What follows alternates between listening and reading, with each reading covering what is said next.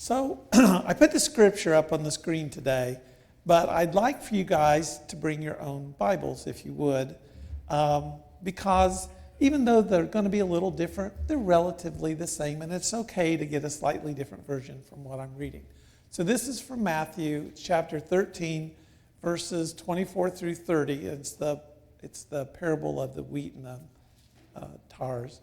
And then the 36 through 43 is Jesus' response to explain it.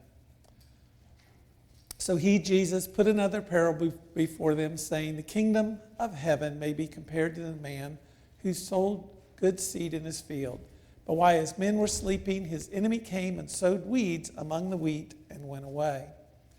So when the plants came up and bore grain, then the weeds appeared also. And the servants of the master of the house came and said to him, Master, did you not sow good seed in your field? How then does it have weeds? He said to them, an enemy has done this. So the servant said to him, then do you want us to go and gather them? But he said, no, lest in gathering the weeds you root up the wheat among them. Let them both grow together until the harvest, and at harvest time I will tell the reapers, gather the weeds first and then bind them in bundles to be burned, but gather the wheat into my barn. So then this is Jesus' response, explaining it. Then he left the crowds and went into the house, and his disciples came to him and said, explain to us this parable of the weeds of the field. He answered, the one who sows the good seed is the Son of Man. The field is the world, and the good seed is the sons of the kingdom. The weeds are the sons of the evil one, and the enemy who sowed them is the devil. The harvest is the end of age, and the reapers are angels. Just as the weeds are gathered and burned with fire, so it will be at the end of the age. The Son of Man will send his angels, and they will gather out of his kingdom all causes of sin and all lawbreakers, and throw them into a fiery furnace. In that place there will be weeping and gnashing of teeth. Then the righteous will shine like the sun in the kingdom of their Father. He who has ears, let him hear.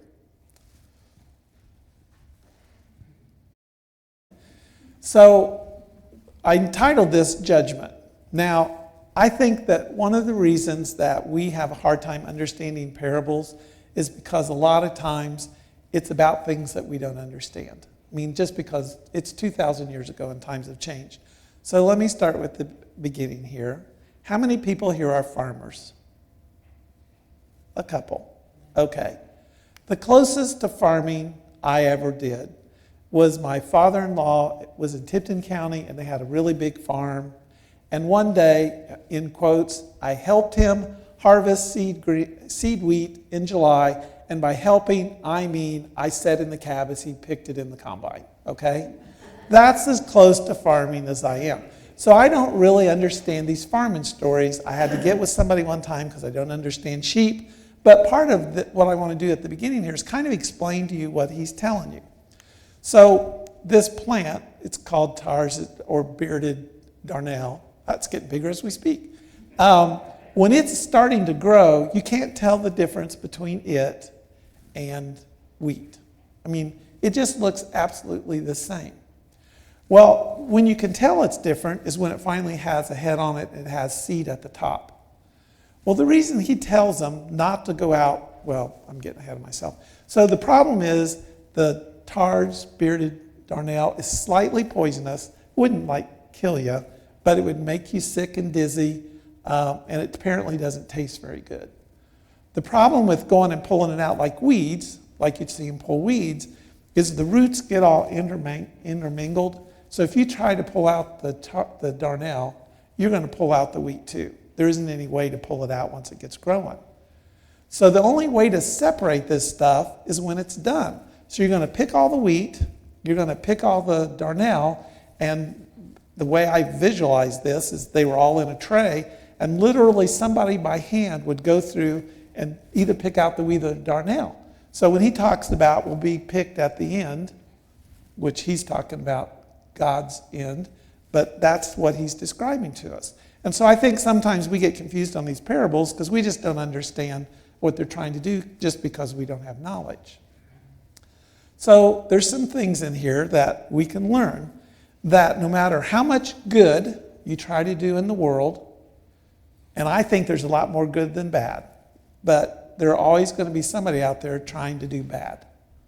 And so for this week, for Benita and I, apparently we're the lucky, we both are so fortunate that the Social Security Office of the United States of America called us to tell us that somebody had gotten into our stuff. And if we would just call this number, which by the by was an area code 401, which is probably not in the United States, but I didn't look it up, they could get that straightened out for us. We did not return that phone call, okay? Now, A, it makes me mad that they know I'm almost 65, and B, it makes me mad because they think I would do that. But there's a group of people out there that are trying to figure out a way to cheat and steal for nothing because they think they can. And so the first part of this is no matter what's going on, there are bad people in the world. And they're always wanting to try to figure out a way to destroy what's good. And so what they're saying to us in this parable is, be careful. You just need to know that. Doesn't mean you have to distrust everyone, but it means you need to be careful. So, I don't know about you guys. So my career was a banker. One of the things, is there a teacher in here? Linda was a teacher. Okay, we've got several teachers. One of the things that you have to do when you're dealing with people is sometimes you have to make a judgment on when they're telling you a story, whether it's true or false, okay? Somebody's laughing over here. Apparently they've heard some. So for a banker, somebody will come in and tell me a story, and I'm going to do a lot of things to verify it, but I have to really try to figure out whether they're being truthful or not. And sometimes I've met people that the very first time I met them, I thought they weren't truthful. And sometimes I was right. And sometimes I met them and I thought they weren't truthful, and I was wrong. They really were truthful. Sometimes I met people that I thought were really good, and I'll give you an example. I had 3 guys. I had a guy that was a CPA. I had a guy that was a professor of something at Ball State, and I had a guy that worked at a restaurant. They wanted to open a new restaurant. Seemed like a good deal to me. The other 2 guys had money. The 3rd guy knew how to run it. The first 2 guys turned out to be total crooks, and they leave the 3rd guy with the restaurant. I never thought I'd get my money because he didn't really have the money. He just had the ability to work the restaurant. But what he had was honesty, because what he did is he worked, and over about 4 years, he got all that money paid back. I never dreamed I'd get that money back. But I misjudged the first 2 guys because I thought they were better than they were. And I misjudged the 3rd guy because I didn't realize how hard he'd worked to pay back something he owed. So, not everybody in God's kingdom is good. There are bad people. But there are a lot more good people than bad people. And so we need to understand that not everybody's going to be good. Now, I gave you a story about sometimes you think a person is one way and they turn out to be the other. And what I would caution you here is not to be too quick to judge. Now, I told this story at Selma this morning on myself, and so I'm going to tell it again.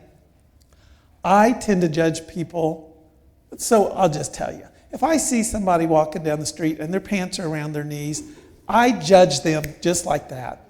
And you know what? I really shouldn't, because they could be the most God-loving person in the whole entire world. They just like their underwear to show. I don't know why. Okay? But I judge them. Now I try to be careful on not doing that, because I don't know the person. I'm judging them on the way they look to me, not on who they are. And we all have to be careful of that. We all have biases that change the way we view people. Now, because I was a banker, I never liked attorneys much. There's no attorneys in here, right? Okay, I never liked attorneys much because they were always defending the person that I thought cheated me. I mean, at the end of the day, that was my view. And so attorneys weren't my favorite people. Funny story, my oldest daughter's an attorney now. So, and so I just get to tell her the jokes about attorneys I'd want to tell. So I have a bias against attorneys. We all have bias, so we need to be careful that those bias don't cause us to judge people wrongly. Now, I tell you about a good attorney I met, but I've never met one, so no. Um, but, so I don't know how you guys feel about, sorry, Bonnie, about federal government employees, okay? So I found out a lot about Bonnie this week, and so it's not the FBI I'm talking about. You're good. But it's the IRS. How many people love the IRS? Okay. So I'm at a meeting, and there's a lady talking about, there's a program that my Kiwanis Club does, and we'll tell you next year when we offer it if you're interested, where we do free tax returns for people that meet certain income requirements. And the program is called VITA, Volunteers in Tax Assistance, and Kate McKnight is the IRS agent who is responsible for it in this part of Indiana. She's really over all of Indiana. And so the first time I met her, she goes, "Hi, I'm Kate, I'm with the IRS."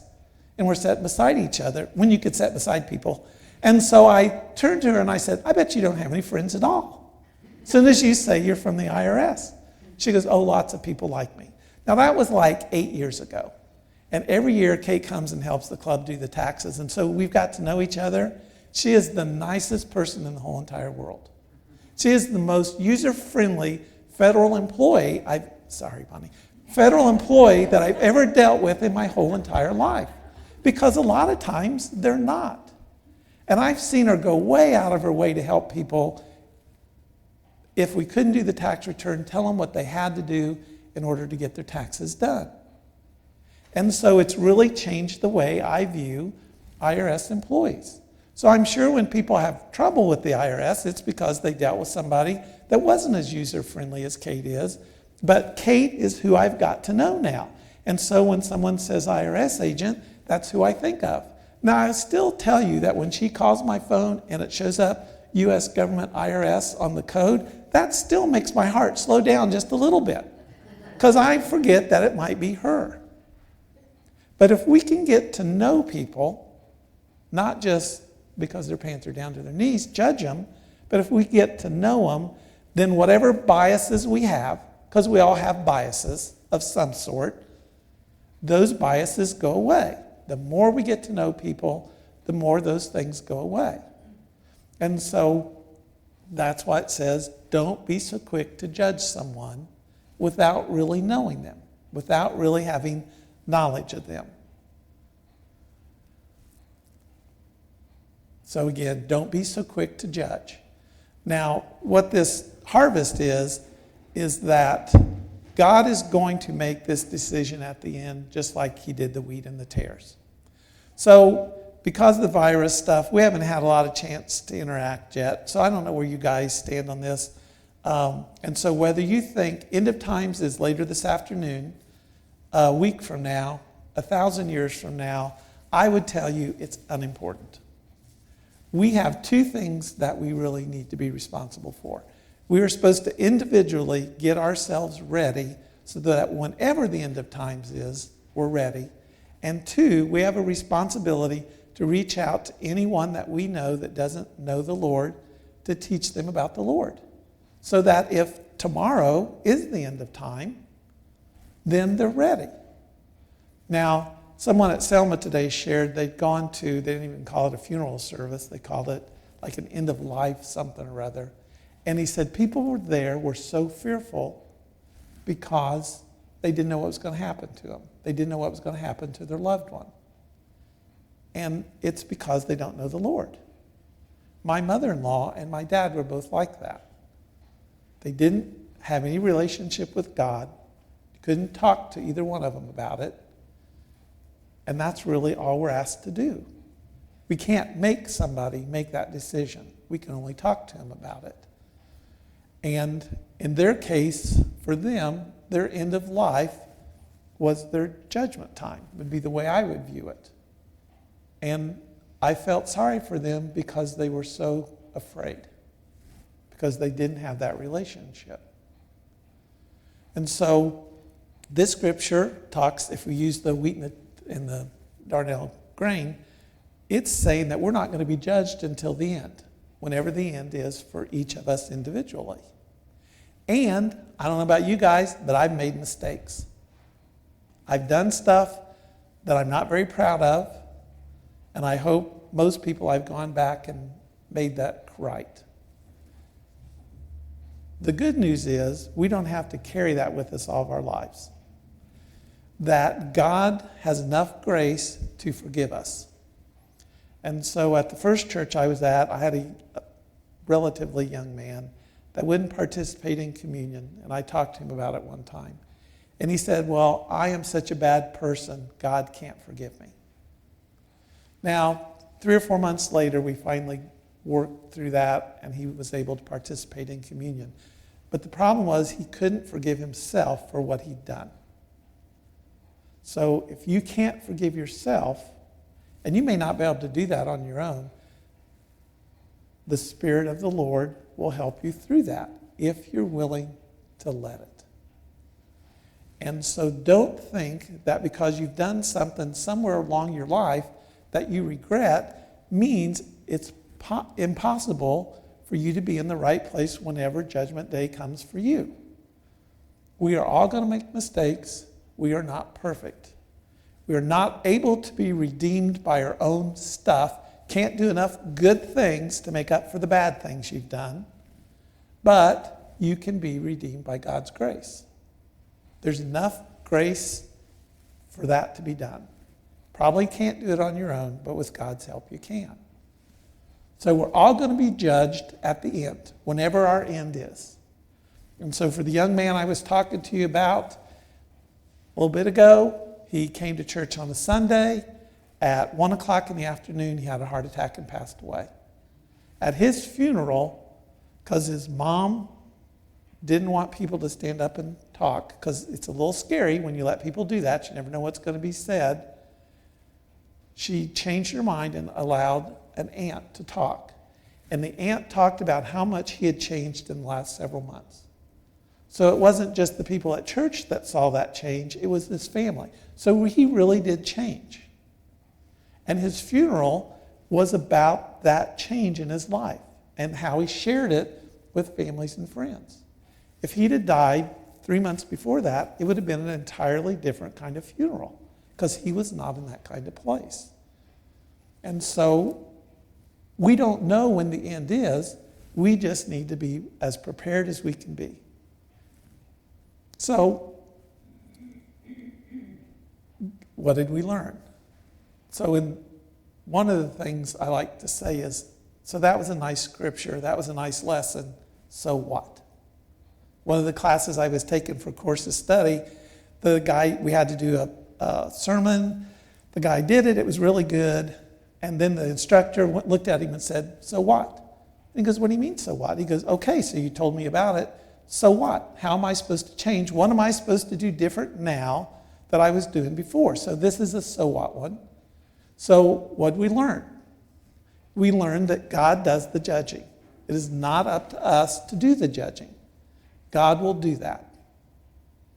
So no matter who is in our lives, even if we think they're the worst person in the entire world, we are responsible not to just write them off, but try to create a relationship with them to bring them closer to God. And that is hard. Because when you have someone that's hurt you or disappointed you, and if they've done it over and over and over again, it is hard to forgive. But it is not about us. It is about getting them ready. So one of the things I do to keep on devotions, to make sure that I do them, is I use an app on my phone called Bible Study. And I like it when God gives me a message that I'm supposed to use on Friday before Sunday. So I told you guys probably the second week when I was talking about Esther that I don't talk about the Old Testament very much, but I'm going to talk about Jonah. So apparently I lied, talk about the Old Testament all the time. So I'm reading Jonah as part of this Bible study. It's about minor prophets. Now, I don't know about you guys, but the way I always read Jonah was it was about Jonah not obeying God. Because the basic story is God goes to Jonah and says, hey, these Ninevites, who aren't a very good people, but I see stuff in them that I think they can be changed for the good.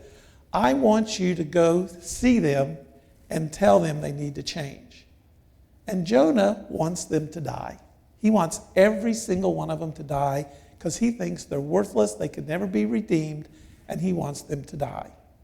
The reason he gets swallowed in the fish is because if Nineveh was, we'll pick on Yorktown since that's where I'm from, if Nineveh was at Yorktown, he is on his way to Richmond, Indiana.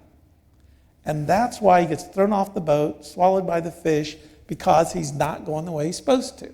And the fish spits him up in Yorktown. And so he says, okay, God, I get it. I'm supposed to go through and tell these people that they have to change or you're going to make them go away. And so he does that. But he's not enjoying it because he doesn't want them to be saved. He wants God to kill every single one of them because Jonah thinks they're not worth saving. It's not that God doesn't think they're worth saving. It's Jonah thinks they're not worth saving. And sometimes we're Jonah because someone will come in our life and we make the decision that they're not worth saving. Often, God is trying to get us to go back to that person like he made Jonah go back and do what needed to be done so that the whole city of Nineveh could be saved. Now, depending on which Bible you read, there was around, let's just say, 100,000 people in the city. And so by Jonah finally going there, as often as he tried not to go there, he was able to save 100,000 people. But instead of being joyful about that, he is sad because he wanted them to all be killed. Because that's what Jonah thought, not what God thought. We have to be careful that we don't become Jonah and judge people because we don't know what God has in store for them. We certainly don't always know what God has in store for us. We certainly don't know what God has in store for somebody else. And so when I talk about this judgment, we need to make sure that whatever judgment happens to somebody is God's judgment, not something that we want to happen. Now, I'm not saying this is easy, because it is not. There are people in my life that have really hurt me that I have a hard time with. But I know that's one of my biases, and I try to work on that. And so at the end, we know that that judgment has to come from God. So as you go out through, because I told you I give homework, right? We had Esther you had to read, and I give homework. So this is like long-term homework. This not judging people isn't something that you're going to be able to change today if it's a problem for you, because it's hard. Some things I give homework on are easy. Some things are hard. Sometimes they're short. Sometimes they're long. This is long, hard work to not judge people. It is very difficult.